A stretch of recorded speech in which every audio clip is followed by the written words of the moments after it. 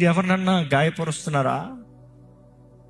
ఎందుకంటే ఒక గర్విష్టి ఇంకోటి గాయపరిచేటప్పుడు తన గాయపరుస్తున్నాడు అనేది కూడా గ్రహించడంట.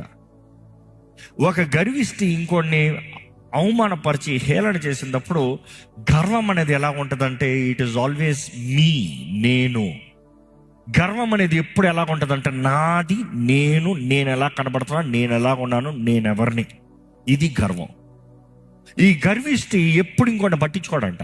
దేవుడు వాక్యం చూసినప్పుడు గర్విష్ఠులను మాత్రం దేవుడు ఏ మాత్రం ఊరుకుంటాం కనబడదు. గర్విష్ఠులంతా దేవునికి అసహ్యం అంట. గర్విష్ఠులు దేవుడు ఏం చేస్తాడంట? అనగదొక్కుతాడంట. Be careful. మనం అనేక సార్లు మన సొంత నీతులను బట్టి మనం ఏదో ఒక్క విషయంలో రైట్ ఉన్నామని పక్కోడు రాంగ్ అంటూ ప్రూవ్ చేస్తూ, పక్కోడు బ్రతుకు వేస్ట్ అని చెప్పుకుంటూ, ఇతరులను అవమానపరుస్తూ హేళన చేస్తూ